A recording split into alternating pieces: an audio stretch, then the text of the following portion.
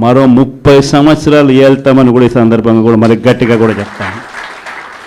కాబట్టి ఎవ్వరూ కూడా వైఎస్ఆర్ కాంగ్రెస్ పార్టీకి సంబంధించిన ఏ కార్యకర్త వెంటికి కూడా పీకలేడు అని చెప్పి కూడా ఈ సందర్భంగా చెప్తాను. ఇది ప్రతి ఒక్కరూ గుర్తుపెట్టుకోండి, ఒక్కటే గుర్తుపెట్టుకోండి. ఈసారి జగనన్న 2.0 కొంచెం వేరుగా కూడా ఉంటుంది. ఈసారి జగనన్న 2.0 కార్యకర్త కోసం ఎలా పనిచేస్తుందో కూడా చూపిస్తుంది. ఇది మాత్రం నేను ఖచ్చితంగా చెప్తా ఉన్నా. ఎందుకనంటే జగనన్న 1.0లో బహుశా కార్యకర్తలకు నేను అంత గొప్పగా బహుశా చేయలేకపోయి ఉండొచ్చేమో.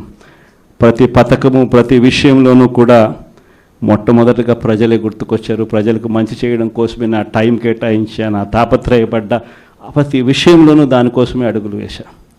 కానీ జగనన్న 2.0కి వచ్చేసరికి మాత్రం చంద్రబాబు నాయుడు కార్యకర్తలకు పెడతా ఉన్న ఇబ్బందులు చూసా, కార్యకర్తలు పడతా ఉన్న అవస్థలు చూసా, కార్యకర్తలు పడతా ఉన్న బాధను గమనించా.